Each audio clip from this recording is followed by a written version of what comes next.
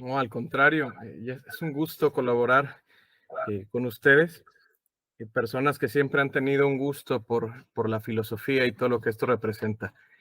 Eh, Me parece que en cuanto al audio ya no hay mayor inconveniente, mayor problema, ¿verdad? Igual si el auditorio, alguien con que me haga así la señal de like, de que se me escucha, perfecto. Muchas gracias, muchas gracias. Ok, grupo participativo.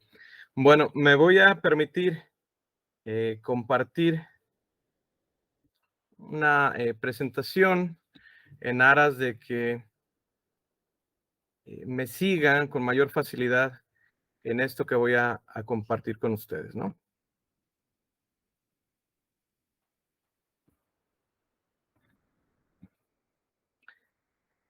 Bien, creo que ahí se presenta ya.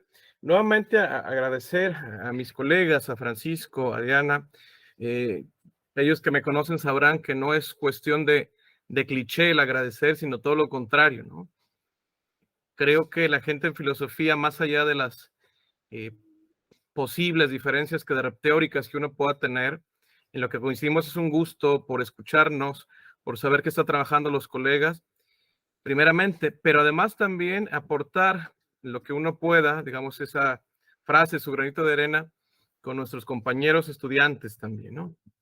Entonces, cuando se me hace la invitación al respecto, me daban me pedían una temática en general, eh, y entre esa pregunta yo dije, bueno, quizá lo más conveniente sea aportar algo que tengo ya cierto tiempo trabajando y que me parece que es muy importante que los mismos estudiantes y colegas, como acabo de mencionar, se empiecen a aproximar a esto, ¿no? Lo que voy a presentarles de alguna forma es, si no una combinación, un trabajo que me permite explorar dos áreas filosóficas que desde que compartíamos, Diana y yo, nuestros primeros periodos, semestres, no sé cómo le nombren en la UNACH, cuando éramos estudiantes de filosofía, cada uno con sus intereses, pero en lo que a mí respecta fue por un lado la ética, la filosofía moral. Años después, cuando entro ya a estudiar la maestría, eh, quise apropiarme nuevamente de esa temática, pero siempre tuve una insatisfacción respecto a la ética. Sabía las teorías, sabía lo que se decía, pero aún siendo un área práctica, eh, me quedaba de ver, ¿no? O yo no había encontrado un enfoque adecuado para introducirme en esta. Ya en el posgrado, conozco lo que se le conoce como la teoría de la argumentación, y aquí pude hacer ya los entrecruces que desde 2007, 2008 vengo trabajando. Entonces, lo que les voy a presentar a continuación, ¿no?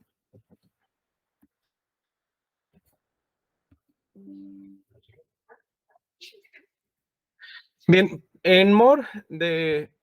o en aras más bien de que me vayan acompañando y no hacer complicada la exposición, lo que voy a presentarles ahora es una breve y muy breve introducción, ¿no? Ya acabo de decir que son dos temáticas que me llaman la atención, son dos temáticas a las cuales he dedicado mis ratos de ocio filosófico, por decirlo de alguna manera, ¿no?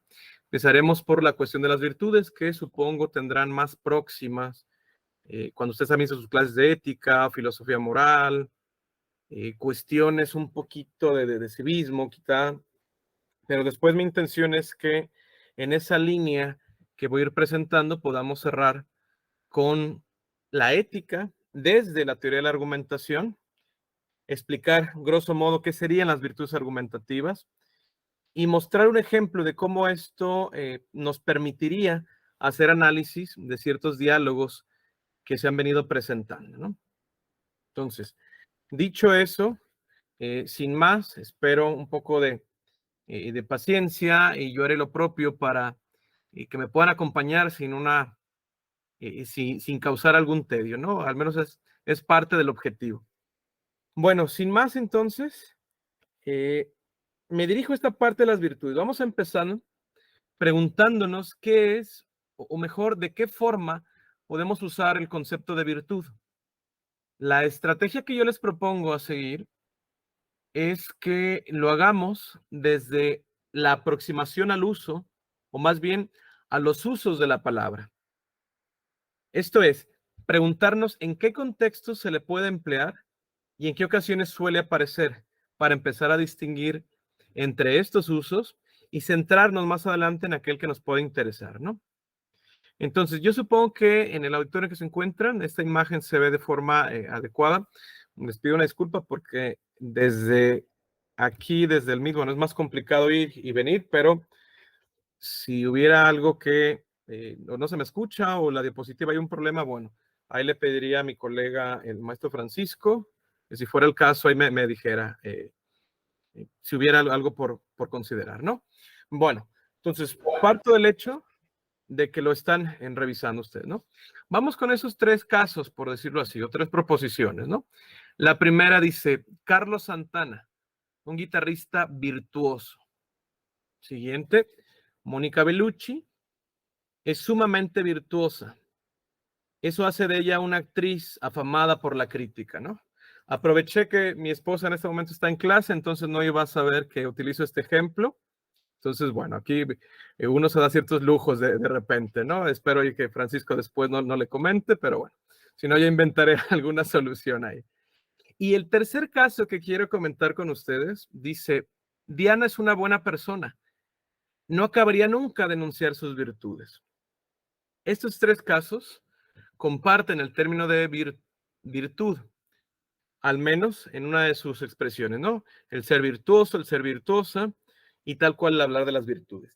Lo que me interesa ahora y lo que voy a hacer y pedirles que me sigan en el análisis es tomar por separado cada una de estas expresiones, cada una de estas proposiciones, ir haciendo un somero análisis para después llegar al último de los casos, al último de los ejemplos y entonces, si todo sale bien, mostraré por qué es que este tipo de casos nos interesan, le interesan a la ética y después, como dije, haré ya ese eslabón para conectar de la parte de la ética a la teoría de la argumentación. Bien, bueno, empecemos. Para el caso A, la proposición nos dice lo siguiente. Existe una persona que es Carlos Santana. Esa persona es guitarrista y es un guitarrista excelente.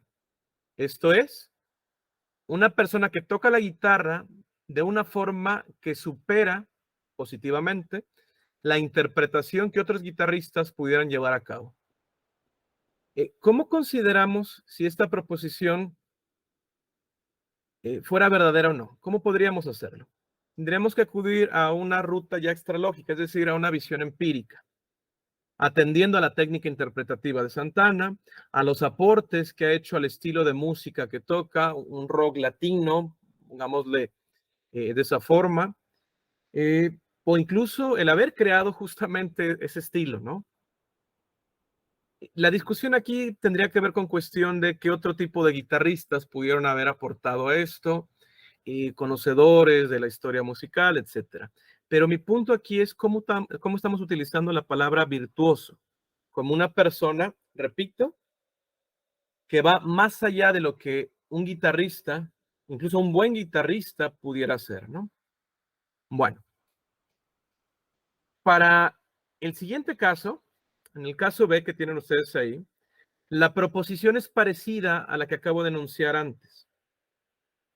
Lo que se está afirmando es algo como esto. Existe una persona que es Mónica Bellucci. Esa persona es actriz y es una excelente actriz.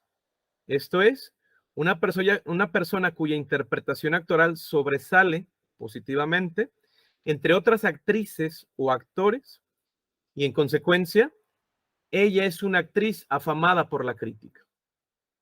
Nuevamente nos tendríamos que preguntar, bueno, ¿y cómo considerar si esta proposición es verdadera o no? Tendríamos que atender nuevamente a su técnica, pero no la técnica de interpretación de un instrumento musical, sino la técnica interpretativa de algún guión, por decirlo así, ¿no?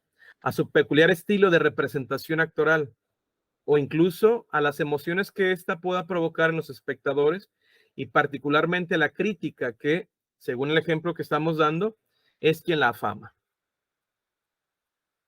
Hasta este punto, me gustaría que vieran que tiene similitudes. Si bien estamos hablando de un músico y después de una actriz, pero el término va muy de la mano, por decirlo así, ¿no? Ahora, ¿qué ocurre con el último de los casos que están ahí expuestos? ¿La proposición puede considerarse equivalente a las primeras? Es decir, C de alguna forma es equivalente a la proposición A o a lo que tienen ahí ustedes como A y como B. En primera instancia diríamos que sí, o por lo menos es parecida. Está utilizando también ciertos términos, está refiriendo a una persona, pero ¿qué es lo que intentamos decir? Y principalmente, ¿cómo es que podríamos validar este tipo de cuestiones, ¿no? Al hacer un análisis de esta, nos encontramos con diferencias significativas. Me refiero a la inciso C respecto a A y respecto a B. De inicio, nos hemos de referir a una persona como buena, el concepto central de la filosofía moral o de la ética. Aquí no es punto de ponernos a discutir con sus profesores o profesoras que impartan la ética. Algunos, muy, por ejemplo, en el Teodoro Sánchez Vázquez lo consideran una ciencia, una ciencia filosófica, otros la consideran meramente como una disciplina filosófica que aglutina teorías. Yo soy más a la Edward Moore, a estos ámbitos de la metaética que más adelante expresaremos. Por eso lo explico como el área de la filosofía que se centra en el concepto de lo bueno. Decimos, volviendo a esta expresión, que la persona posee muchas virtudes, es decir, estamos refiriéndonos a una persona que hemos catalogado como buena persona y después decimos que esta persona posee muchas virtudes. En realidad lo que se dice es que no acabaríamos de enunciar sus virtudes, pues por lo menos tiene una y de ahí muchas que se puedan considerar. Para este caso asociamos la virtud no a una cuestión técnica o interpretativa, sino, repito, a la bondad de una persona. Para intentar ofrecer una clarificación del significado de estos casos, creo que necesariamente hemos de recurrir a lo que algunos filósofos y filósofas conocen como la teoría de las virtudes, que es a lo que paso a continuación, ¿no? Atentos, atentas con este caso, después volveremos nuevamente con esta última proposición. Diana es una buena persona, coma, no acabaría nunca de enunciar sus virtudes. Bien. Aquí lo que les decía, prácticamente, ahí subrayo, resalto las palabras que tienen o que nos permiten encontrar un, digámoslo de esta forma, un aire de familia entre esas tres proposiciones. Por eso es que nos interesa el análisis en cuanto a las similitudes, pero principalmente las diferencias significativas que nos van a ir permitiendo aclarar a qué nos hemos de referir por virtud o virtudes que está más próxima, que espero se esté mostrando, en el último de los incisos. Aquí hay un error, tiene que ver con la cuestión de la diapositiva, perdón, era inciso A, inciso B e inciso C, ¿no? Bueno, dicho esto, avanzo. Hablemos un poco de las teorías de las virtudes. Para tener una percepción más clara de lo que hemos de denominar, pues, teoría de las virtudes, es conveniente recordar una clasificación que nos permite distinguir entre estas teorías. Así que después, hecho eso, podríamos ya centrarnos en lo que tiene que ver con nuestra reflexión de hoy, que es el tema de las virtudes. La representación que tienen ustedes aquí en pantalla, lo que presento es algo que podemos denominar los ámbitos de reflexión ética. A ver, hay muchas clasificaciones que puede existir sobre la ética, ¿no? Ética material, ética formal, etcétera. Esta en lo particular me ha resultado desde que he impartido la unidad de aprendizaje, la clase, la asignatura, que, como le nombren, porque puedo ubicar sobre todo lo que tienen ustedes a la mitad, el objeto de estudio de cada uno de estos autores, de las autoras o de las teorías, y posteriormente cómo es que en la ética aplicada, ahí después, bueno, tendríamos que añadir la cuestión de la bioética, ética ecológica, qué sé yo, ¿no? Ética de la inteligencia artificial, etcétera. Pero mi punto hasta aquí es que vean qué hacen cierto tipo, qué pretenden hacer cierto tipo de teorizaciones filosófico-éticas, cuál es el objetivo de la metaética y por qué mi propuesta es que hemos de retomar algo que llamamos la ética de las virtudes, no tanto como una teoría ética aislada, sino en qué sentido esta beneficia o se ha retomado para lo que llamamos la argumentación. El punto que yo les decía anteriormente, cómo empezar ya a articular, ¿no? La ética por sí misma es interesante, es muy interesante, pero en lo particular creo que no estaría más de más que empezara a voltear a ver lo que otras áreas filosóficas realizan. En mi caso, lo que yo pretendo hacer, y que, perdón que insista con ello, pero iré compartiendo con ustedes, voltear a ver lo que se hace entre la argumentación y empezar a fortalecer esto, ¿no? Bueno, de alguna forma la ética normativa pues se ocupa de plantear o de reflexionar qué reglas de conducta podríamos tener.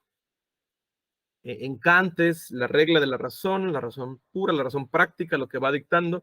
El utilitarismo, ustedes recordarán los que han tomado sus clases de ética, que la decisión correcta es aquella que proporcionaría un mayor bien a un gran número de personas. El problema es que esto sería a costa de otro tipo de personas, o más bien a un número de personas, ¿no?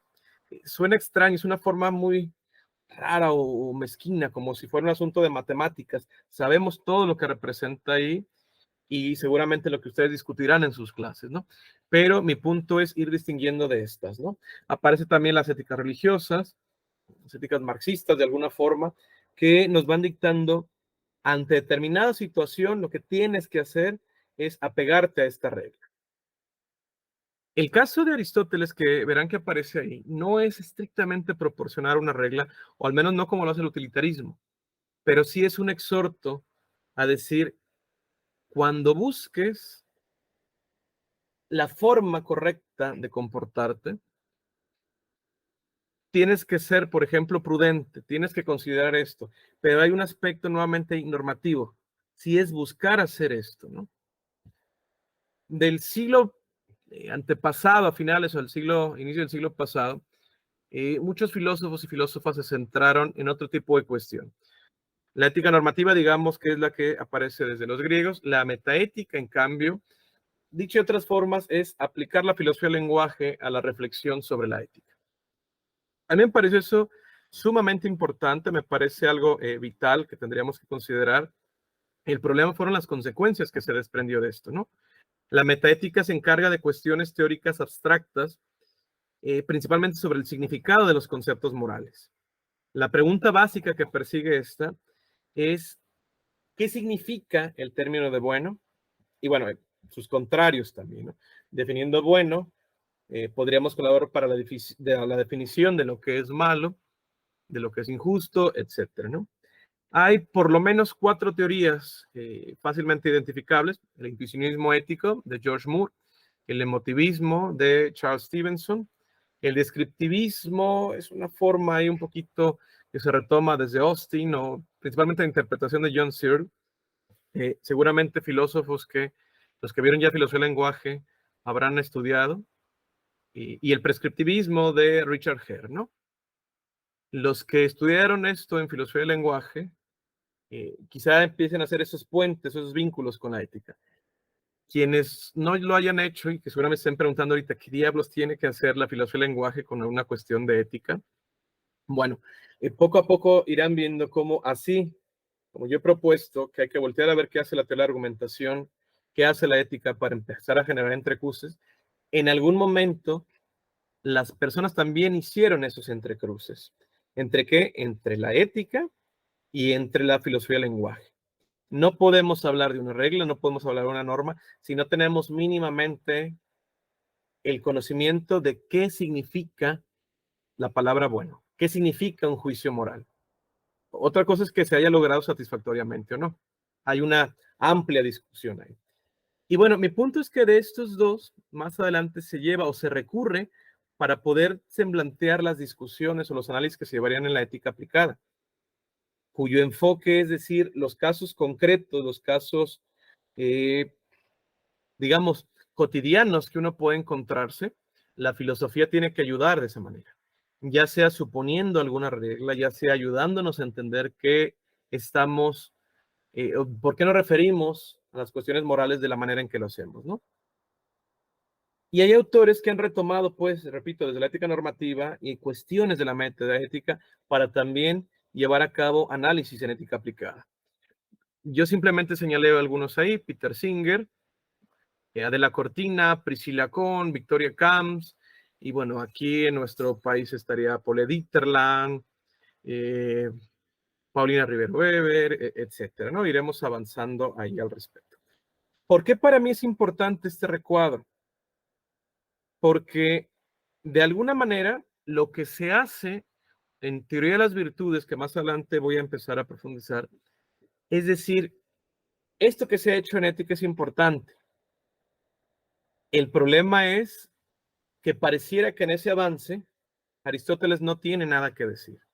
La ética de las virtudes pasaría a ser una teoría dentro de la historia de la filosofía.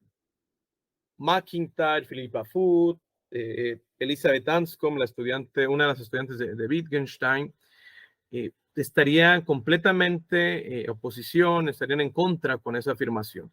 Retoma Aristóteles, pero no por un asunto de argumento de autoridad, ¿no? No sé, algún asunto, espero que no se malentienda, pero imaginen alguna discusión muy escolástica, ¿no? El sabio esta girita tiene que estar, ¿por qué? Pues porque es sabio esta girita, ¿no? Y no sale de ahí el círculo, la petición de principio. No, hay que recurrir porque al parecer, si estamos de manera aislada abordando la metaética, se dejan las cuestiones muy operativas.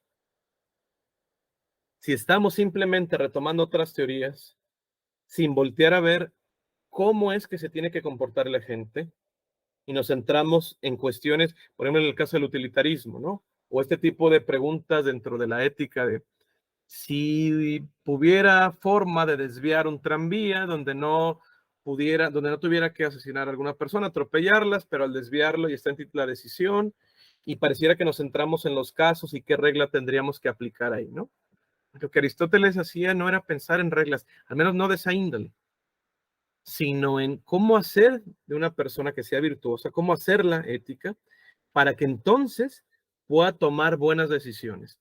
¿En qué contexto? No lo sé. El asunto es que pueda desarrollar algo que esté en la disposición de, para poder en un futuro, aún sin saber en este instante la circunstancia, poder estar más próximo a saber que tendría una buena elección. Por eso, repito, quise tomar este recuadro y con las salvedades que ya les acabo de mencionar, ¿no? Bueno, entonces, planteando esto, pasaría ahora al siguiente punto, ¿no? Podemos encaminarnos ahora sí a presentar algunas ideas básicas acerca de lo que sería, pues, la teoría de las virtudes.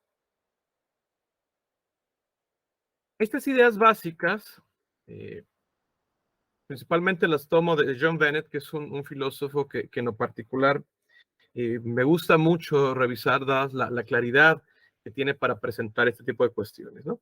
La teoría de las virtudes, pues, en adelante, como usted ve, tiene su origen, y cómo no, ¿no? Entre otras cuestiones, en la ética aristotélica, en la filosofía griega.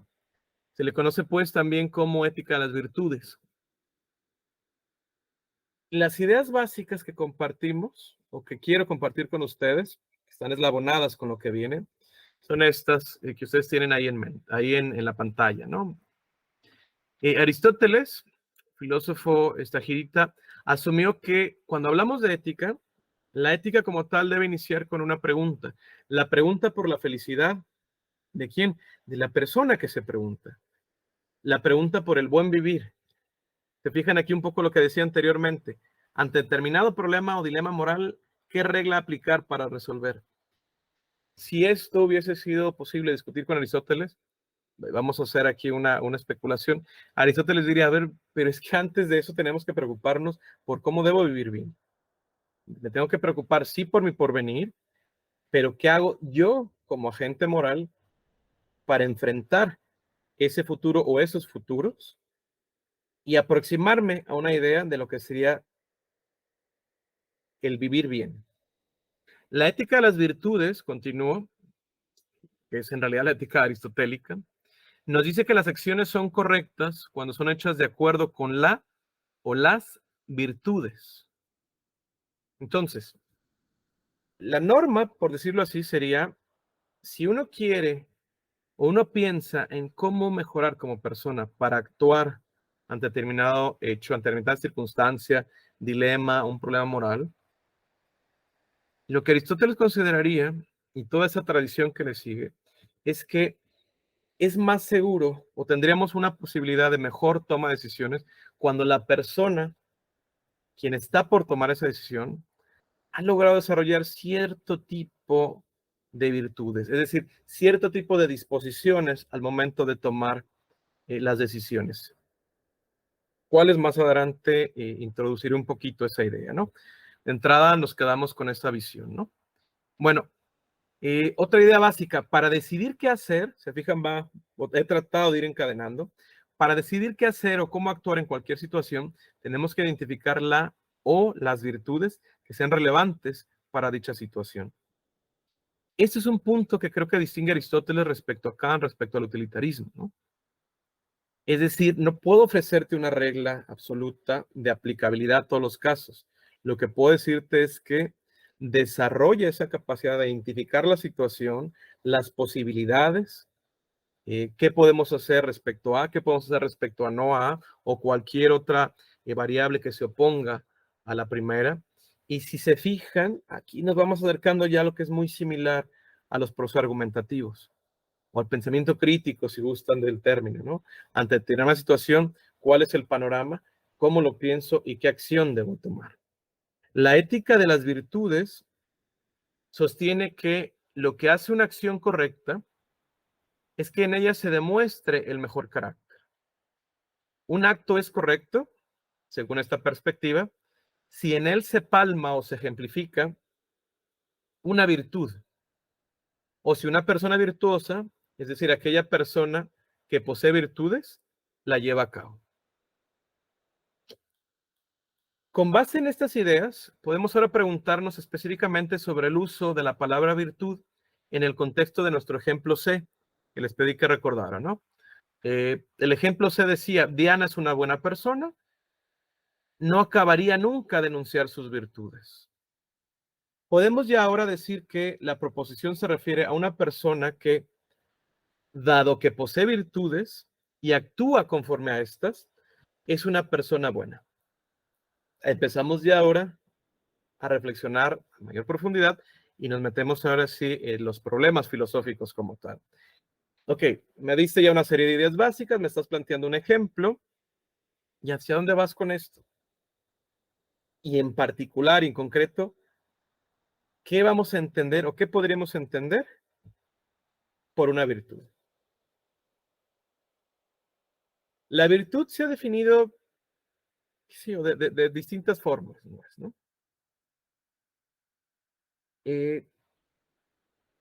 Es una propiedad disposicional que la persona adquiere y que le capacita para hacer bien una cierta actividad. Esa, por escueta que se considere, es la definición que nos da un filósofo que seguramente ustedes conocen, filósofo dominico mexicano, Mauricio Beuchot. Él mismo, en una obra que reflexiona justamente sobre el tema de las virtudes, él lo hace las virtudes en la educación, dice y retoma MacIntyre. Para MacIntyre, por ejemplo, una virtud es una cualidad humana adquirida, cuya posesión y ejercicio tiende a hacernos capaces de lograr aquellos bienes que son internos a la práctica y cuya carencia nos impediría efectivamente lograr cualquiera de tales bienes. Las virtudes que un humano pueda poseer es el medio para llegar a un bien mayor. Entonces se desprende que de la ausencia de estas nos imposibilitaríamos para llegar a ese bien.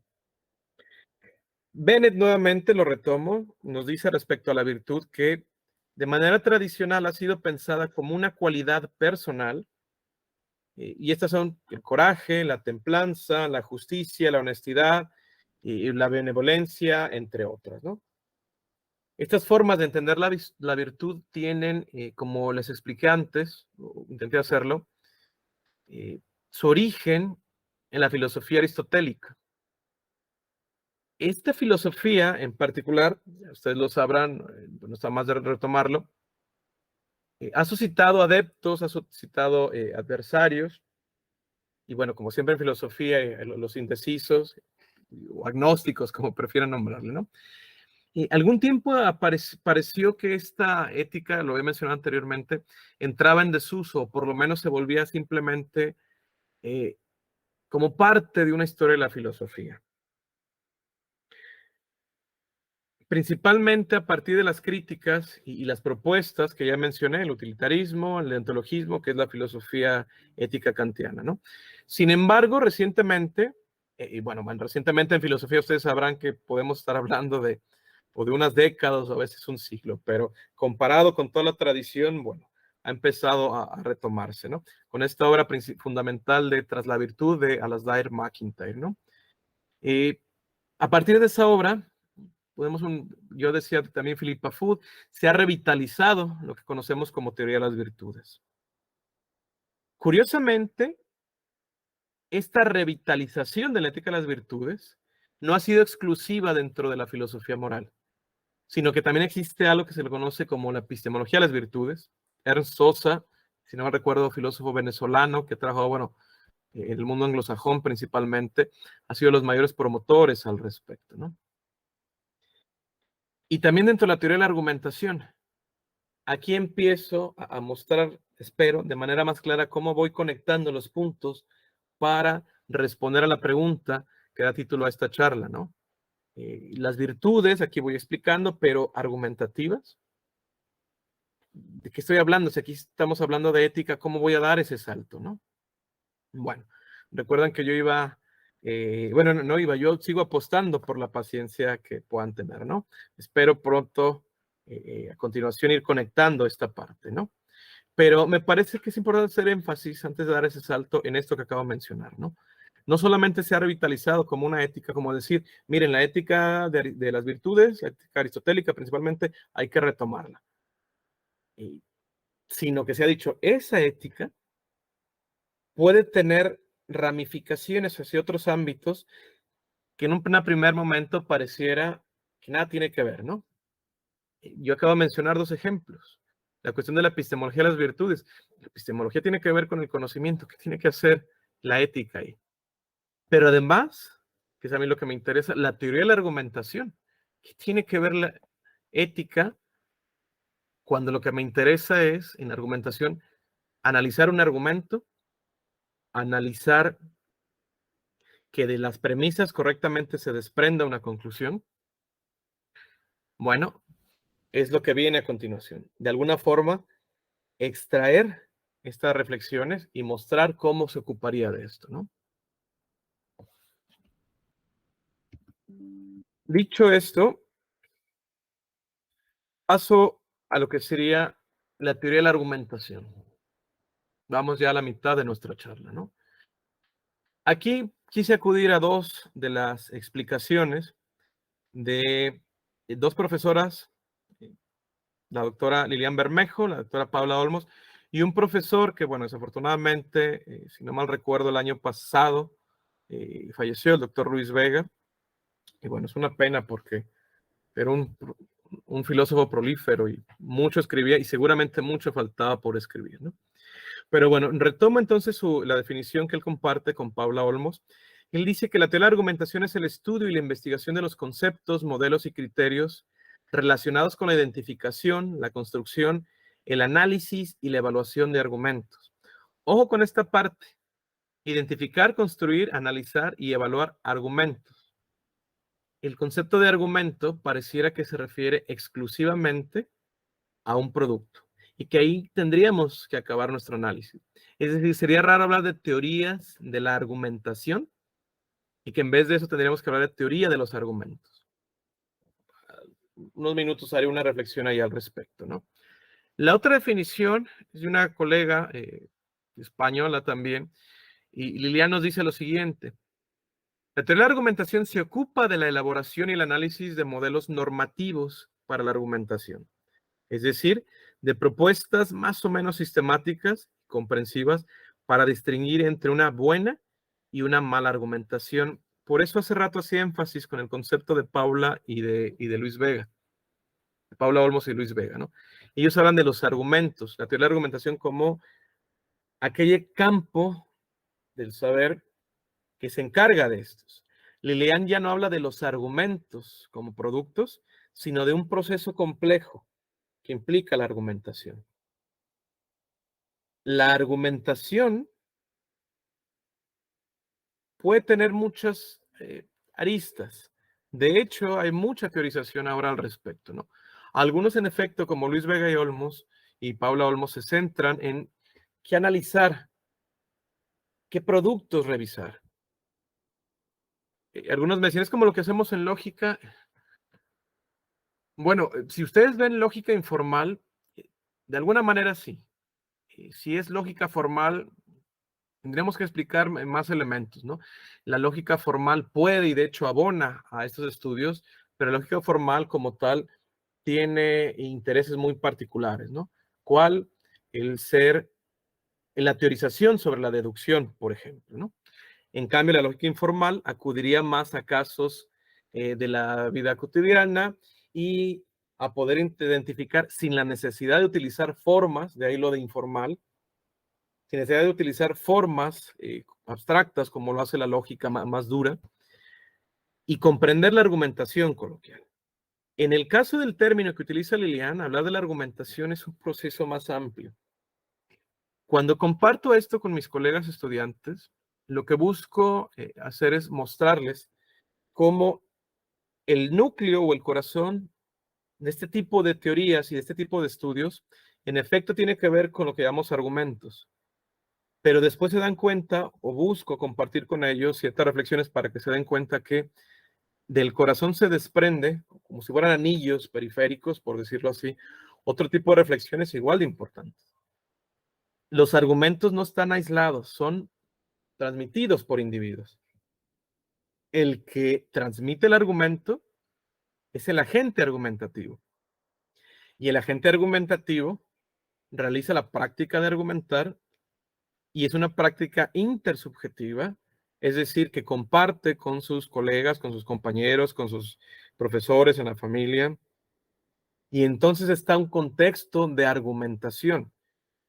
Se fijan, a eso me refiero con que se va volviendo más complejo el asunto y se va introduciendo, ojo con esto, más elementos que meramente decir si es correcto que, por ejemplo, de un enunciado, de una proposición como tú tienes P y Q, ustedes son estudiantes y, qué sé yo, y miembros de un club deportivo.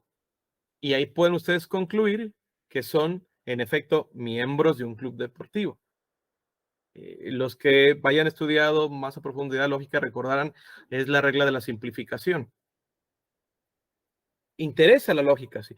A la teoría de la argumentación interesa ir más allá de ese aspecto, ¿no?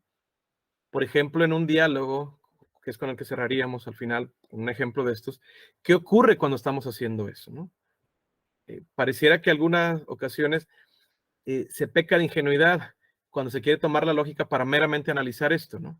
Es que cuando tú discutes vas introduciendo, repito, más elementos. Pero bueno, vamos más adelante con este aspecto. Mi punto aquí es que la teoría de la argumentación se encarga de este tipo de cuestiones.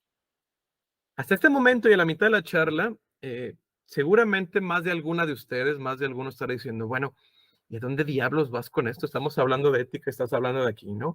Quizá más de alguno esté a punto de pararse, así lo oído a mi colega Francisco reclamarle, ¿por qué invitaste a este tipo y sus locuras, no? Nuevamente recuerden, cada uno de estos puntos lo veo como un eslabón para poder llegar al ejemplo con el cual vamos a concluir, ¿sí?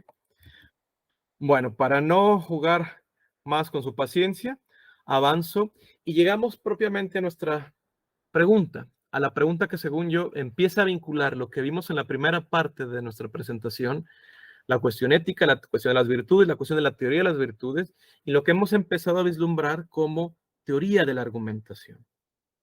¿Qué entender, pues, por virtudes argumentativas? Un buen argumento puede ser. Si las virtudes tienen que ver con lo bueno, pues una virtud argumentativa es un buen argumento. Pues quizá, pero creo que resultaría engañoso. Por lo menos esta teoría que quiero presentarles no se refiere estrictamente a esto, ¿no? Las virtudes argumentativas tienen que ver con las personas que llevan a cabo los procesos de argumentar, de dar e intercambiar razones, eh, que es como la parte más elemental no en un sentido peyorativo, sino la parte básica. No puedes hablar de una argumentación si no presentas por lo menos una razón a otra persona, ¿no? Claro, podrías presentar más razones, y repito, a los que estén más familiarizados con los términos de lógica. Bueno, ¿cuántas premisas se requieren para llegar a una conclusión? Lo que el argumento te exija, pero como mínimo tiene que ser una, por decirlo así, ¿no? Bueno, vuelvo entonces a este término. Las virtudes argumentativas contemplan eso, pero se centran, como Aristóteles en su momento lo hizo, en los individuos que son aquellos que transmiten las argumentaciones. Esto ha representado una discusión que se ha avivado, por decirlo así, en las últimas décadas. Yo dije que cuando la argumentación se entendía como un ejercicio y que se tenía exclusivamente a la lógica para apoyar a esto, se asumía que hablar de los individuos, hablar de las personas, de los agentes argumentativos, hablar de las personas, estaba de más y de hecho metía ruido innecesario a esa reflexión. Lo que importaba era el argumento. Un grupo de personas empezaron a decir, a ver, nuevamente, pero es que no es algo aislado. Esas personas que argumentan son individuos de carne y hueso y son personas que pueden favorecer a un intercambio argumentativo o también pueden viciarlo. Entonces, palabras más, palabras menos es lo que quiero compartir con ustedes.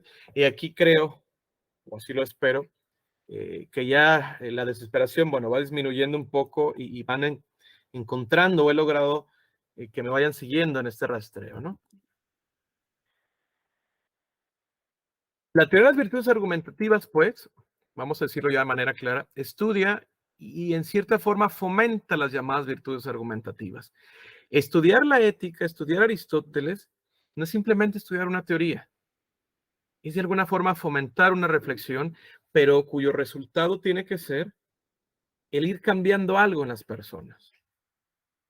Alguna vez, en una anécdota así muy breve, teníamos, por lo que he platicado con mis colegas Francisco y Diana, creo que también es el caso de Chiapas, se trabaja en academias, pues, ¿no? Para buscar mejorar la cuestión de la práctica educativa, se van ubicando en ciertos contextos, ¿no? Entonces, a mí me tocaba participar en una academia que se le denominó ética social. Armamos en las redes sociales un grupo para estar transmitiendo información, pero después me di cuenta que era simplemente como para vaciar ahí textos, ¿no? Se me ocurrió alguna vez plantearles una pregunta, éramos profesoras de filosofía, profesores y profesoras de educación, estaba gente de psicología, de comunicación, de la universidad donde yo soy, era el área de ciencias sociales y humanidades, estaban estas que acabo de mencionar, estaba psicología, lingüística, y bueno, derecho, pero derecho, bueno, nunca se empalmó la agenda, para decirlo de buena forma, y bueno, nunca se quisieron participar con nosotros.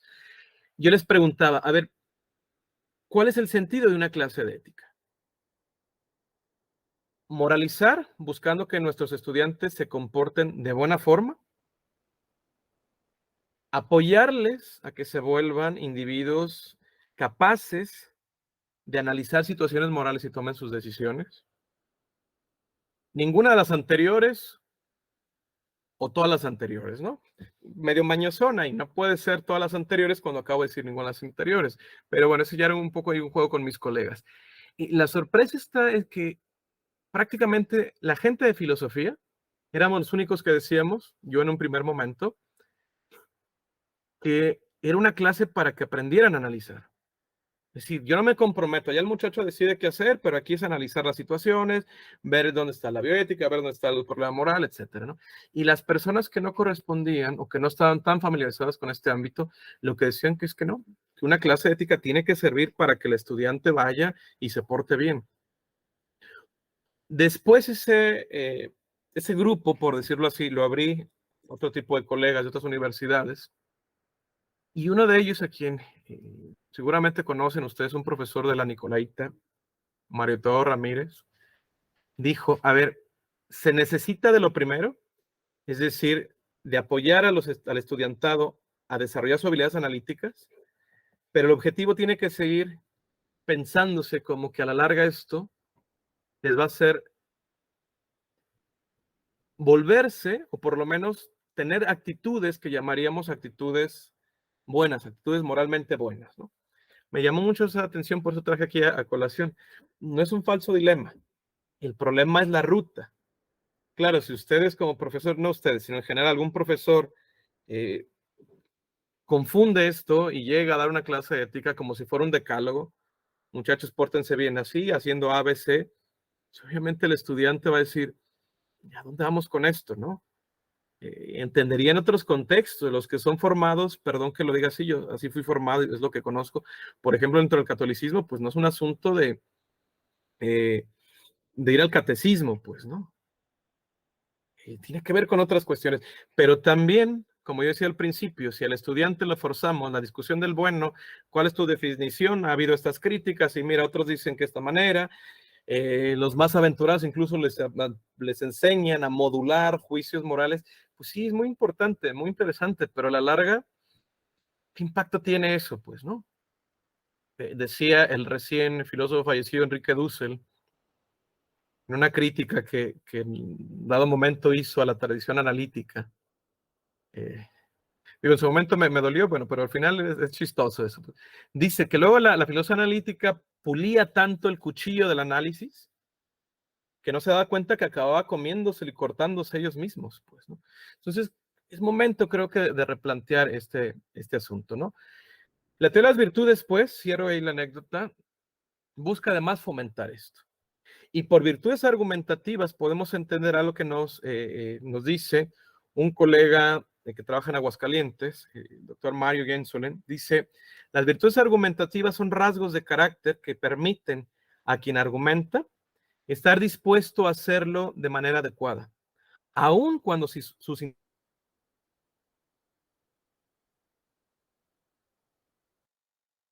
intenciones morales. Podemos argumentar no solo si tengo una batería de argumentos. Es decir, supongan ustedes que yo soy un crítico acérrimo de, por ejemplo, la teoría crítica, por ejemplo, de Habermas, ¿no? Seguramente en algún momento yo tendría que discutir con mi colega Francisco, ¿no? El hecho de que cada uno tuviera sus argumentos, alguno a favor de Jürgen Habermas, eh, bueno, un poquito mezclado con Apple también, y yo como ese crítico, no sé, de los argumentos que puedan venirse a la mente, ¿no? Desde decir que otra vez la decolonialidad, que porque Habermas, cuando aquí ya tenemos a un Luis Villor, lo que fuera. El punto de las virtudes argumentativas es que, así como Aristóteles decía, una regla no puedes aplicarla de manera universal, siempre vas a tener problemas. Bueno, el hecho de decir argumentos como productos existen, no significa que de ahí se desprenda que podamos argumentar, que podamos llevar a cabo un proceso argumentativo. Hace falta otra cosa. Por ejemplo, que tanto el profesor Rivas como un servidor, ambos hayamos ya hecho la asunción, es decir, haber asumido que la violencia en estado bruto, en estado físico, no nos llevaría a una buena discusión. Es más, no podríamos tener esa discusión, ¿no? Afortunadamente ahorita, bueno, estamos a la distancia, pero si fuera el caso, su profesor podría agarrarse, levantarse, agarrar una silla y aventármela, ¿no? Eh, porque lo conozco, sé que no lo haríamos. No significa, muchachas, muchachos, colegas que están con paciencia escuchándome, que no vayamos a discutir, pero esos son otros elementos. Como mínimo, debemos tener ese presupuesto, es decir, que la razón, que la argumentación nos permite dar la espalda a cierto tipo de violencia, la violencia en estado bruto, por decirlo así, y podemos apostar a que el diálogo nos llevaría a un mejor camino. Como mínimo, el hecho de tener la disposición para el diálogo, ya es que tanto su profesor como yo compartiríamos cierto tipo de virtudes. Ojo con esto, no estoy diciendo ni que su profesor ni que yo seamos unos santos y lo mejor del mundo. No, no, no. no es una cuestión de el virtuoso asociado con la santidad, es la cuestión de disposiciones mínimas que tenemos que asumir para poder entablar un diálogo. ¿Sí? Ahí tiene usted la definición. Vamos avanzando en este tipo de explicaciones, ¿no? Un profesor, un colega de España, también me parece que es un trabajo muy interesante lo que él ha hecho. Yo casi me atrevería a decir que a mediano plazo será uno de los teóricos de la argumentación y también de eso las virtudes argumentativas más importantes que llegue a ver, es José Ángel Gascón. Él nos dice en su texto lo siguiente: lo que una teoría de la virtud argumentativa puede aportar, por tanto, no está relacionado con la calidad de los argumentos, ahí lo que yo les decía, sino con la calidad de la argumentación, entendida como una práctica. Es importante que tus argumentos estén bien hechos, pero a la par es muy importante que el proceso que lleves a cabo también disponga de cierto tipo de características de hecho virtuosas. Una teoría de la virtud argumentativa ofrece un enfoque nuevo de la práctica argumentativa, que puede tanto hacer énfasis en algunas cuestiones que no se trataban suficientemente, como arrojar luz sobre viejos problemas de la teoría de la argumentación. No es olvidarnos de la lógica, y ahora todos somos aristotélicos nuevamente, sino ver el problema. O sea, los problemas, dice Raimundo Morán, son como prismas. O sea, puedes ver de distintas formas. Lo importante es, desde esa forma que uno los observe, qué puede aportar para la resolución del problema, para su abordaje, etcétera, ¿no? Hasta aquí creo que la parte teórica me ha permitido conectar estos elementos, ¿no? Empecé hablando de la ética, de una ética en particular, que de lo que se ocupa no es de formular reglas para casos, sino decirnos, hay que seguir reflexionando sobre qué tipo de características, qué tipo de actitudes, qué tipo de disposiciones abonarían al ser humano para que en el momento en que se enfrente a una situación problemática moralmente o un dilema moral como tal, pueda tener una mejor resolución al respecto, ¿no? En la teoría de la argumentación es algo muy similar con lo que estamos planteando, ¿no? Bueno, aquí una de las virtudes argumentativas, algunas virtudes argumentativas, no son las únicas. Aquí también eso coincidimos con Aristóteles. No hay como esa lista de las 10 virtudes que tendríamos, sino que algunos profesores van aportando. Esto yo lo retomo nuevamente el profesor Mario Gensole. Perfecto en cuanto a lo del tiempo, muchas gracias. Y bueno, algunas de las que quiero compartir o recurrir de su propuesta, que me parece nos ilustran mucho, serían estas, ¿no? La buena voluntad, es decir, la disposición para hacerse entender y entender a su interlocutor. Gracias a esta virtud, quienes argumentan parten del principio cooperativo en un diálogo.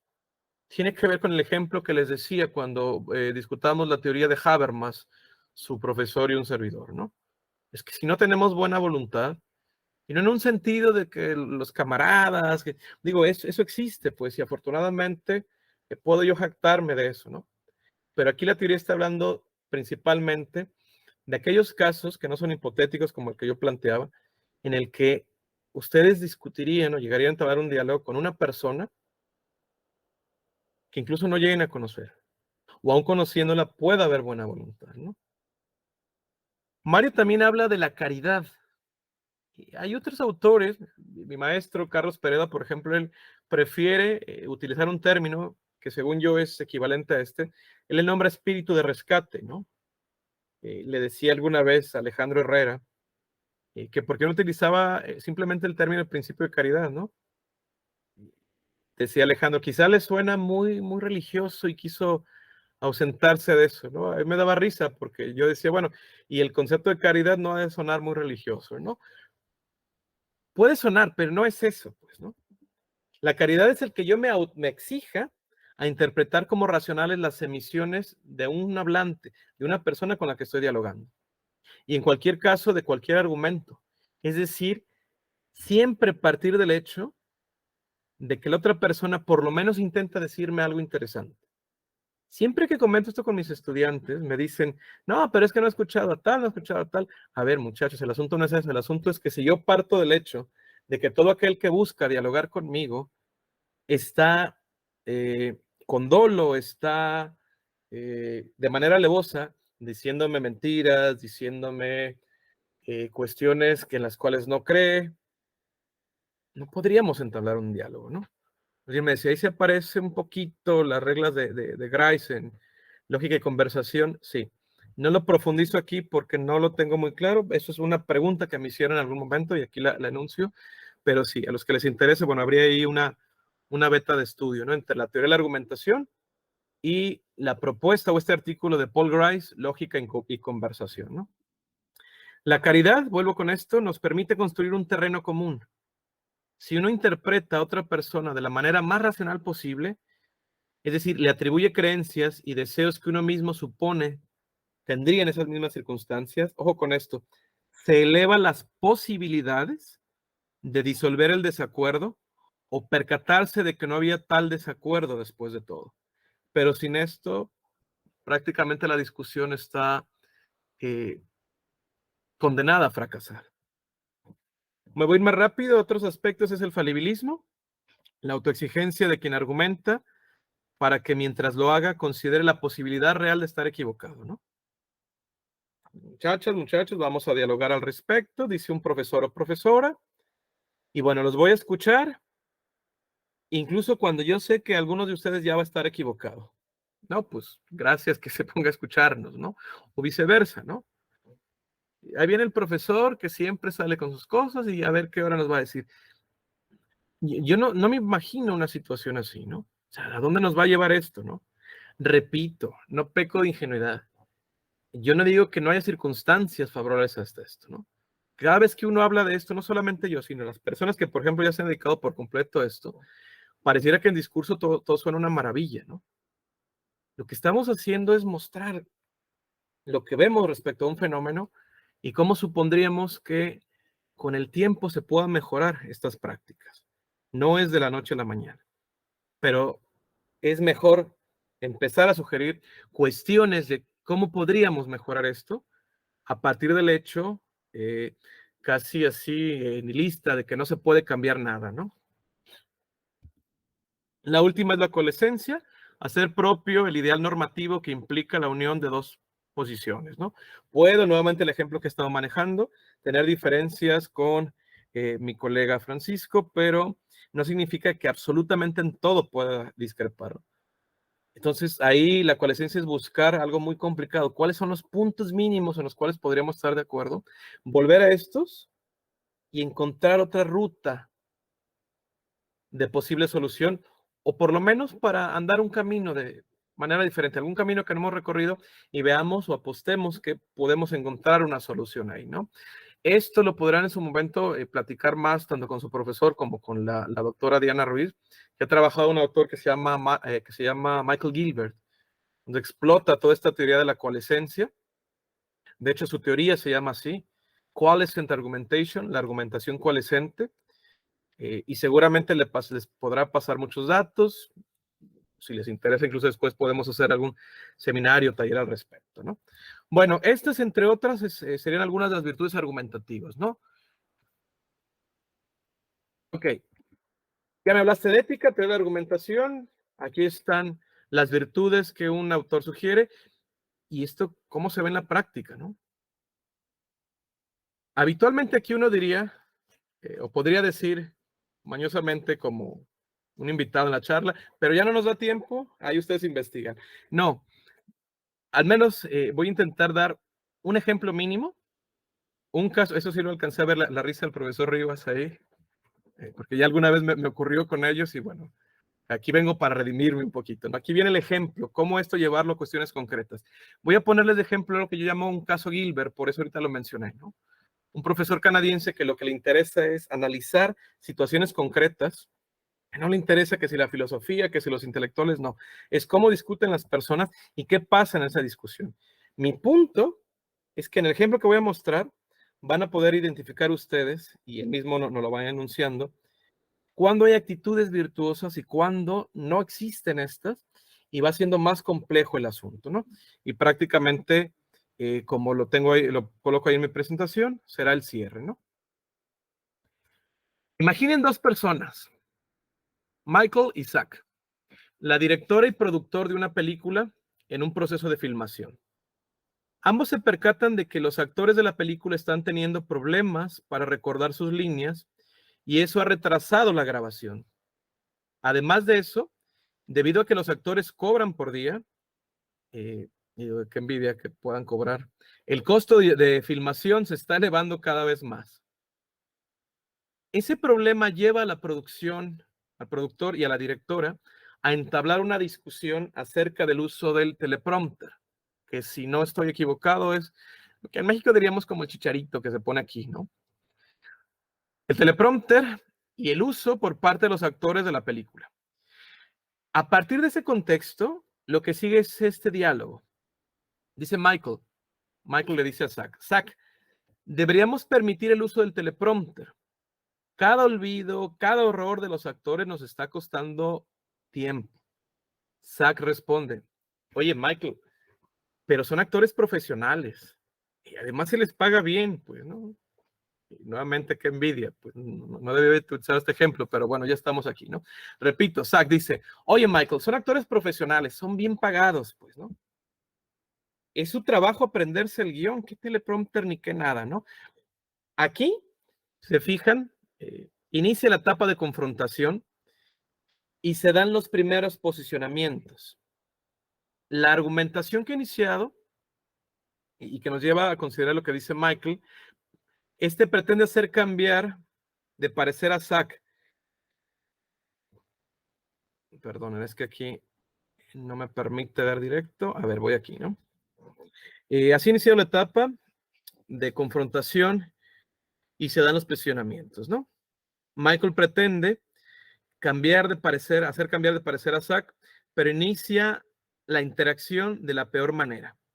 Dice a Zach que su razón es estúpida y que no necesita el teleprompter. Esto, según Michael Gilbert, va a ocasionar que le responda de la misma manera. Y así ocurre. Zach le dice, pues me vale, yo soy el productor y lo que yo diga se hace, no sé. Esa situación lo que significa es que ninguno de ellos tuvo la disposición de entender cuál era el problema.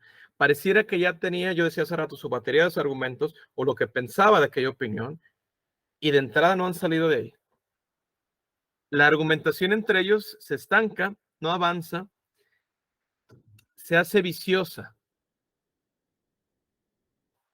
Este es un punto muy concreto de lo que yo he venido recorriendo, ¿no? Tiene que ver con personas, tiene que ver con disposiciones éticas para poder tener una solución, aunque el análisis se fijan es de índole argumentativo. Gilbert se encamina ahora a mostrar cómo otra forma de darse el diálogo sería un mejor inicio. Michael desarrolla esta estrategia cuando Zach presenta la siguiente postura. Dice Zach, yo lo sé y tienes toda la razón, son actores profesionales, pero esta es una situación diferente. Mucha de la terminología que deben aprender los actores es muy técnica. Y estás en lo cierto, son actores, pero también es cierto que no son químicos. Ahí sería un contexto que desconocemos, pero hemos de suponer que el tipo de escena que están grabando es de una situación muy peculiar, ¿no? Las palabras de sus líneas, dice el ejemplo, son todas nuevas para ellos. Es una forma de decir, me parece que tendríamos que pensar otras condiciones, ¿no? Gilbert resalta aquí el hecho de que Michael parta de un acuerdo o acuerdos con Zach y a partir de ellos construir nuevamente una argumentación. Es como ese ir y venir. Nos hemos atorado aquí y si uno de ellos es virtuoso, no es, por virtuoso no me refiero a que, mira, como Aristóteles decía en Ética Nicómaco, parágrafo tal, no, sino que sea prudente y lo que decía, encuentre otras rutas. Es decir, que es un individuo virtuoso respecto a la situación y que entienda cuál es la forma más conveniente de actuar y que les pueda llevar a zanjar esta situación. Es sumamente importante para la argumentación coalescente, como lo dice Michael Gilbert, el que Michael trate a Zach, ojo con esto, como un argumentador ideal que en efecto escucha sus razones. Es decir, que haya caridad, un posicionamiento de que algo de lo que vamos a decir es sumamente importante, pero además te veo como un par. Es decir, es un argumentador, si lo ven de esa forma, que tiene la disposición a escuchar y atender razones. El agente argumentativo, que es virtuoso, está en la disposición de X, Y o Z. El diálogo avanza de buena manera, lo cual es prioritario lograr, y Michael continúa ahora apelando a una meta en común. Nuestra preocupación principal es la producción, y el teleprompter nos ayudará a realizarla. Pareciera que con esto se salva el asunto. Esta diapositiva cerramos. Aunque todo hasta aquí parece indicar que la argumentación se dirige a buen rumbo, de repente Zach contraargumenta. Michael, los actores ganan más que tú o yo en este proyecto. Así que esperaría que hicieran aquello por lo cual se les paga. Pareciera que se ha zanjado, se zanjó de una forma, se pudo salir, pero después viene otro punto. O sea, no se soluciona nada. No es que no se haya solucionado, es que la argumentación es eso también, encontrar las rutas que podemos solucionar algún punto y dentro de la posibilidad, dentro de la probabilidad está el que aparezca otra ruta. Pero es nuevamente ir repitiendo este ejercicio. Según el ejemplo, así lo concluye Michael Gilbert, conforme a esa respuesta de Zach, nos percatamos que el asunto no necesariamente es el uso del teleprompter, sino un asunto emocional. Yo dije, somos personas los que argumentamos. Y la emoción también es un elemento que hay que empezar a analizarse porque es parte de la argumentación. Quizá no del argumento estrictamente, entendido como un producto, pero sí de quienes argumentamos. Y esto necesariamente tiene sus implicaciones en ese proceso. Mucho de lo que se explica, de lo que he venido señalando, tiene, no me gusta utilizar la palabra un boom, desafortunadamente no me viene otra a la mente, pero ha tenido una explosión muy interesante, ¿no? Hay mucha gente que se está interesando en esos aspectos porque ha visto nuevas rutas que pareciera que dentro de la lógica formal, como decía, incluso dentro del pensamiento crítico no se aborda, porque pareciera que las emociones no juegan un papel o que elementos extralingüísticos, como el contexto, como el lenguaje no verbal, no juegan un papel en esto, ¿no? Y mucho menos lo que nos ha ocupado aquí, las virtudes que puedan llevar a cabo un individuo que está argumentando, ¿no? Ya ustedes tendrán pues, su opinión al respecto. Y bueno, yo simplemente me queda exhortarlos a una reflexión sobre estos puntos. Y bueno, ojalá esto de alguna forma haya nutrido y bueno, sea provocador para ustedes. Les agradezco y bueno, yo hasta aquí dejo la presentación, ¿no? Bueno, pues muchas gracias. Un aplauso para nuestro presentador. No, al contrario, para ustedes, muchas gracias. Ángel, pues qué gusto verte. Te veo más repuesto que en el Congreso, la verdad. Se ve que has descansado bien. Ya dormimos más. Se ve que ya pudiste dormir bien. Tengo algunas cosas que decir, pero bueno, nos encontraremos en otro lado. Solo señalar alguna cosa, digamos, y después dar algún paso para preguntas de nuestros estudiantes, la gente interesada, ¿no? Comentarios, etcétera. Me gustó mucho tu presentación. Ya más o menos habíamos visto algo similar en Guanajuato, pero digamos que tal vez lo que te permitiría, digo, ese es mi comentario, ¿no? Voy a ser esa clase de persona que es indeseable en todas las conferencias, ¿no? Adelante. Más que una pregunta, es un comentario, ¿no? Entonces,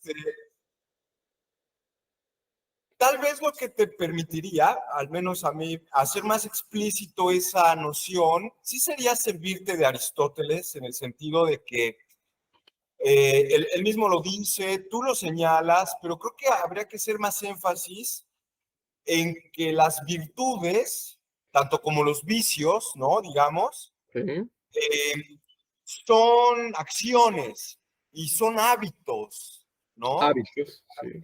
O sea, no, digamos, ahí la famosa frase de Aristóteles, ¿no? De una golondrina no hace verano, ¿no? O sea, no soy vicioso porque pues una vez me encontraron saliendo de un bar, pero pues fue una vez, ¿no? Entonces, bueno, pues nada más una vez me encontraron y entonces pues ya, ¿no? Pero si me ven saliendo diario, antes de la comida o antes de una clase, bueno, pues ya dicen, este tipo es un dipsómano y ya está tirado a la locura, ¿no?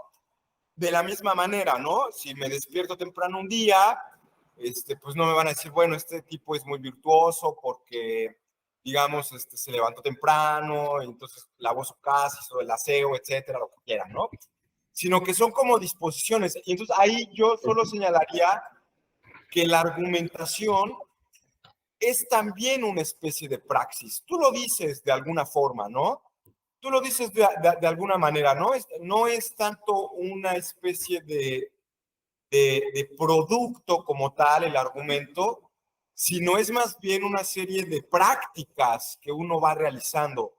Y entonces esas prácticas, digámoslo así, tendientes hacia una finalidad, porque es obvio que la ética de las virtudes es teleológica, ¿no? Digamos, eso Kant lo señala muy bien. Anscombe, McIntyre, Philippa Foot, etcétera, ¿no? Tratando un poco de ver esa clase de teleología, ¿no? Y ahora tú lo señalas muy bien, ¿no? O sea, también hay una especie de teleología. O sea, el fin último, con el caso Gilbert, es sacar la película, ¿no? Bien. Y a partir de ahí podemos definir la virtud, ¿no? O sea, dependiendo, pero siempre la virtud es como una especie de acción. Y digamos que una argumentación buena, me quedé pensando porque, bueno, fue parte de las preguntas que nos hicieron aquella vez, pero me quedé pensando en qué hace a algo un buen argumento o un argumento sólido. Y creo que lo que nos acabas de dar en esta presentación es que seamos argumentadores en el sentido de que estamos haciendo acciones, actos ilocucionarios, ya habermasiana y ostinianamente, ¿no? Que nos comprometen de forma ética y es una práctica al final de cuentas, ¿no?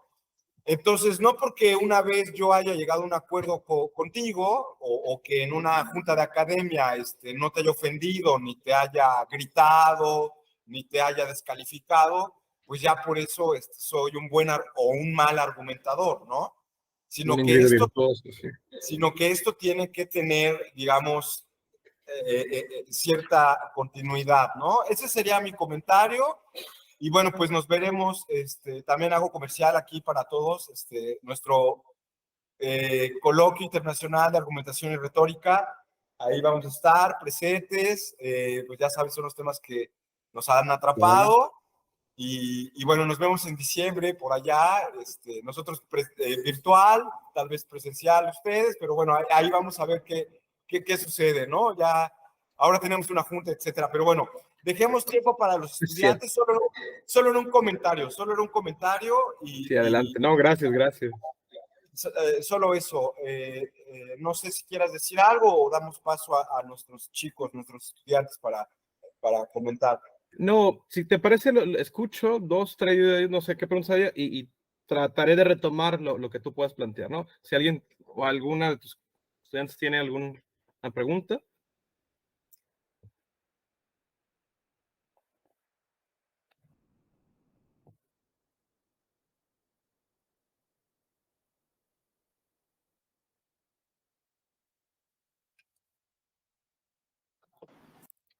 Sí me escucha. Sí, hola. ¿Tu nombre es? Alberto. Alberto, un gusto conocerte. Adelante, te escucho. Sí, retomando también un poco sobre lo que mencionaba el profesor Rivas acerca de estos hábitos, a argumentar de manera constante le permitirá mejorar y quizás se vuelva algo virtuoso, un buen argumentador. Sin embargo, también diría, este es un comentario y luego sigue mi pregunta. A ver. Eso hace que uno vaya afilando sus herramientas, ya hasta el punto en que, como el oído musical, uno se entrena y ya va detectando ciertas cuestiones y ya sabe cómo abordarlos, pero esto también lleva al peligro de simplificarlo demasiado. Al simplificar demasiado las técnicas, no digo que sea algo malo, pero lo vuelve como, hace que pierda algunas, hace que pierda ciertos valores, digo, ciertas cuestiones, como sería mucho, digamos, hay un libro que se llama Narradores de Auschwitz, creo que es de Ernest Cohen, donde precisamente habla de esto, la simplificación en el lenguaje y ahí es la pregunta, esta simplificación, digámoslo, en la argumentación de las virtudes, podría llevarnos a una cierta indiferencia, porque en el hábito, pues, uno es ser humano y en el hábito uno también pierde ese valor inicial por el cual se inició y ya lo ve como algo rutinario. Pues, Okay. ¿cuáles serían los peligros sobre estas cuestiones? Sí, sí. Alberto, te agradezco mucho y junto con esto me vas a permitir dar respuesta también o ampliar el comentario de tu profesor. A ver, y espero haberte entendido adecuadamente. Tu pregunta podría incluso plantearse de esta forma. Tú me dices sí o no, no me esté malinterpretando, sea virtuoso, etc. A ver, es importante el ser virtuoso, nos ayuda a argumentar, pero pareciera que todo se reduce, que el hábito me va a llevar a argumentar bien y es riesgoso, ¿sí? Si es así, fue una confusión que yo suscité. Yo, en efecto, expliqué que la argumentación puede adquirir, mediante el hábito, como dice tu profesor, puede llegar a considerarse de manera virtuosa. Por el mero hecho de argumentar, no, porque de hecho hay personas, tu profesora Diana en su momento te podrá comentar algo que la gente, digamos, cierta generación que egresamos de la Universidad de Guadalajara, podemos decir que pareciera que nos volvían detectores de falacias, pues, ¿no? No podía nadie más hablar, incluso, pues qué sé yo, incluso aunque no fuera un diálogo en otro sentido, ya estábamos detectando falacias y nada más estábamos buscando cómo tumbar el discurso del otro, de la otra persona. Y esa sería una argumentación virtuosa, que también te puedes habituar a esta. La argumentación virtuosa, si eso me faltó explicar, también busca ir en contra, no solamente de la violencia, sino de ese otro tipo de argumentación, que, por ejemplo, acá la propuesta es escucharnos para entendernos. En una propuesta viciosa es escucharte para replicarte. Y a veces nos preguntamos, oye, ¿y si estás de acuerdo con la persona, por qué le tienes que replicar algo? Ah, porque mis maestros de filosofía me dijeron que yo estudio filosofía y tengo que atacar a todo lo que se me ponga enfrente, intelectualmente hablando. Bueno, reconsidera también lo que te han dicho tus profesores o profesoras, si fuera el caso, pues, ¿no? Habría elementos a considerar, ¿no? Esto es como pausar un poco, digamos que hubiera una forma de decir, mira, Alberto, ¿qué te parece si pausamos y volteamos a ver cómo es que hemos argumentado? ¿Cómo argumentan tus compañeras, tus compañeros? Y que tú vieras desde fuera qué es lo que ocurre. Que tú me pudieras decir, me fijo, Ángel, que de hecho están de acuerdo, pero están confundiendo esos términos. Y de hecho, el mismo estado de ánimo los ha llevado a disputar de una forma que ya nos están poniendo atención. Bueno, tú identificaste cuáles son esos elementos. Quizá tendríamos nuevamente diálogo tras diálogo que habituarnos a escucharnos, algo tan elemental, miren, muchachas, muchachos, como escucharnos para entender, y no en un corto plazo, pero con el tiempo podríamos ir mejorando nuestras prácticas, como decía tu profesor, ¿no? Es lo que podría comentarte, Alberto, ¿no? Tu pregunta me ayudó mucho para volver a hacer énfasis en eso. No es, y así se malentendió, qué bueno que lo dijiste, porque no es así, que el mero hecho de argumentar ya nos hace virtuosos. No, hay formas también de argumentar que te puedan hacer vicioso, pues, ¿no? Que te pueden llevar a ignorar a la otra persona eh, y de maneras pues, muy curiosas, muy sutiles, ¿no? De maneras vertiginosas, digo yo, una teoría que se llama vértigos argumentales, ¿no? Te agradezco, te agradezco. Sí, eso sería todo, gracias. Gracias, Cecilia.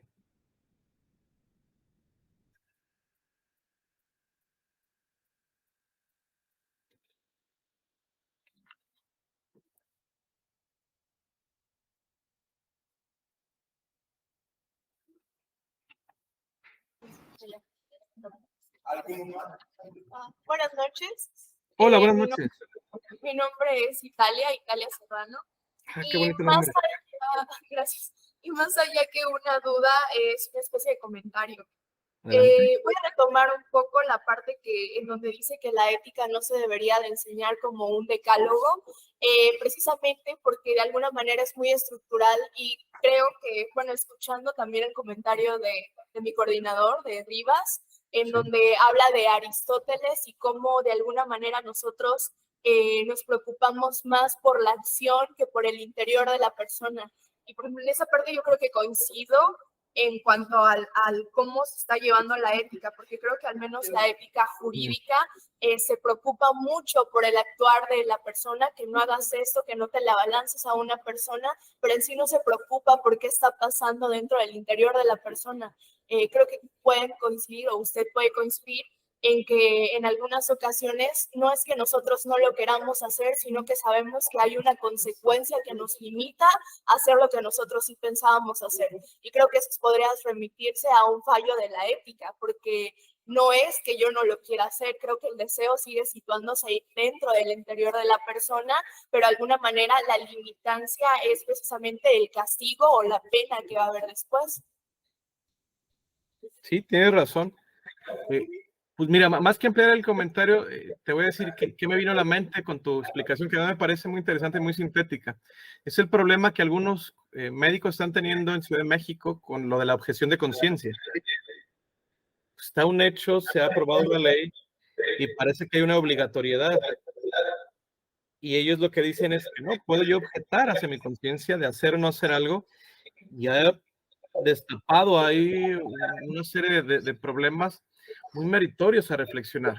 Como tú decías, bueno, no es que me digan una regla, más que regla, piensen en un recetario de cocina. La ética no puede ser un recetario de cocina. Porque entonces sí, como tú dices, a ver, no te estoy pidiendo saber cómo eres, tú haces esto, paso 1, paso 2, y nos evitemos de problemas. Es que no es que nos evitemos de problemas, como tú bien dijiste, las personas tenemos ya cierto tipo de, no solamente emociones, bagaje conceptual, bagaje cultural, que tiene que ser considerado por la ética, no puede ignorarse esa parte, ¿no? Yo concuerdo contigo, hay que retomar esos elementos y constantemente estar reflexionando. El asunto es cómo empezar a articular para entender y después ya vendrían las posibles soluciones. Porque la otra ruta, insisto, es negarse a eso, decir no, porque la ética ahí se volvería plenamente subjetiva y no nos llevaría a nada. No, es que hay elementos que sí tenemos que considerar como tal, como tú bien lo expresaste, ¿no? Te agradezco, Italia, del comentario. Mira, ya me dio para pensar en esta parte. Y el segundo comentario iba más a, bueno, creo que estamos en tema de argumentación, iba más al fallo del sistema procesal romano, que por ejemplo, en el antiguo sistema procesal romano, hablaban de cómo se maneja mucho el término de la solemnidad, sino de que en ese momento era muy solemne y pues hoy en día incluso se recalca que no tenemos solemnidad, de que omitimos cierta formalidad en ciertos actos. Pero ahora, ¿cómo pasamos de lo oral a lo escrito? Pues terminamos pasando a lo escrito porque habían muchos fallos en la oralidad de las personas y precisamente en cuanto a cómo argumentaban las personas, porque en sí no se manejaba como libertad argumentativa, sino que se limitaba a como una especie de oración que estaba en todos los juicios y que precisamente nos llevó a este tipo de modernidad en donde ahora todo lo hacemos escrito y nuestra forma de argumentar adecuada es escrita y nos volvemos de alguna manera incapaces en sostener cierto tipo de vocabulario argumentativo en donde tengamos que principalmente defender algo sin tener que atacar a la otra persona. ¿Cómo mencionaste el concepto? ¿Lo puedo repetir? La solemnidad, ¿es correcto? La solemnidad. Sí, no lo había pensado, sobre todo ese cambio, como tú bien lo explicas, pero concuerdo. Y otra vez, yo lo mencionaba quizá como el problema de la subjetividad, ¿no? Es que cuando discuten y más de manera oral, luego se pierden cuestiones, mejor vámonos a la plena objetividad, como si algo así existiera, ¿no? O como si tú lo dijiste bien, el hecho de ponerlo en papel, se obviara eso, ¿no? El asunto es cómo empezar ahora con este nuevo sistema. Yo soy abogado, pero creo entender a qué te refieres. Cómo evitar aquellos problemas que llevaron en un momento a suponer que lo mejor era pasar todo escrito y olvidarnos de lo anterior, ¿no? Y además, pues las abogadas, los abogados, pues es un problema plenamente real, porque ¿qué se hace ahorita, no? Si una cosa es que una escuela me ponga una sala de juicio oral, pues qué bonito, muy bonito y todo. El asunto es cómo llevo a cabo la práctica. Cuando tengo décadas habituados, incluso los propios profesores, a una manera de llevar a cabo las cosas, ¿no? Hay otros, los entrecruces que yo decía en este momento entre la teoría de argumentación hacia otros espacios, ¿no? Aquí la teoría de argumentación jurídica, la retórica y la parte netamente ética también. Excelentes comentarios, muchas gracias.